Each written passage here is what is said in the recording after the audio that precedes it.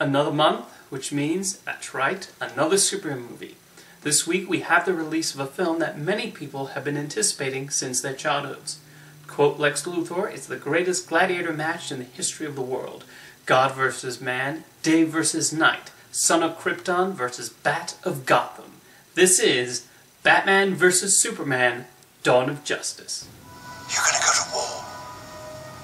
That son of a bitch brought the war to us 2 years ago.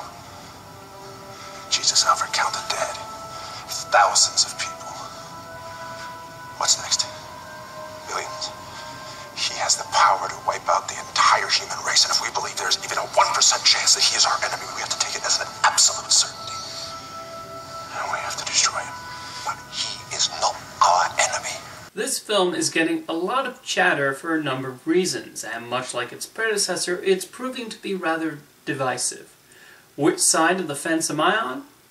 I liked it. I'm just going to start off by saying there is a lot of story and a lot of information in this thing.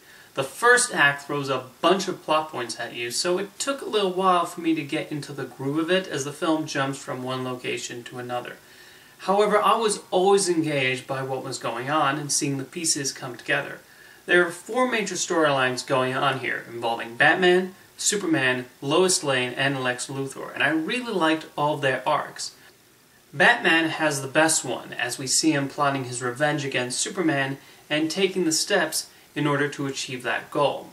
This is an older Bruce Wayne than we're accustomed to seeing on the screen, and he's angrier for reasons that are understandable considering what we see at the beginning of the film. Yet he's also scared of what Superman is capable of, and Ben Affleck portrays that wonderfully. Clark Kent is also afraid, as more and more people are starting to mistrust him and his powers, and I like seeing the script delve into that. I'm a huge fan of Amy Adams' take on Lois Lane, and I really enjoyed seeing her continuing to serve as an investigative journalist in this film. I loved what Jesse Eisenberg did with Lex Luthor. He's psychotic and kind of out of his mind. Here's somebody who seems to take immense joy out of apocalyptic destruction, so his goofy nature at times adds to how threatening he is. Of course, Zack Snyder is a visual director, and I think he did a tremendous job on the action scenes.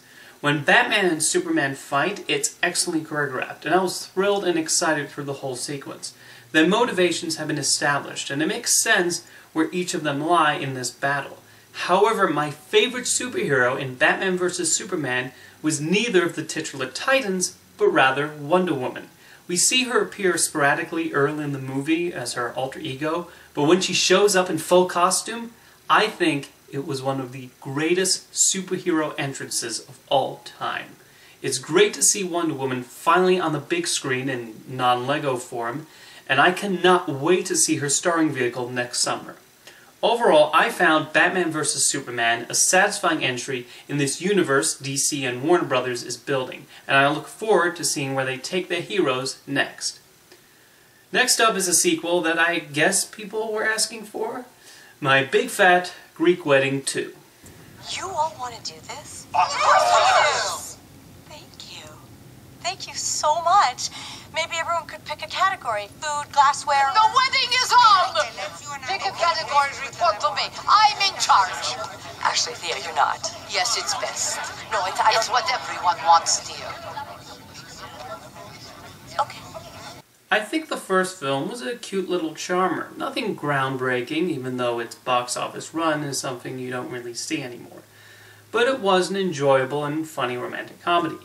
Now we have the sequel 14 years later, which does not feel all that necessary.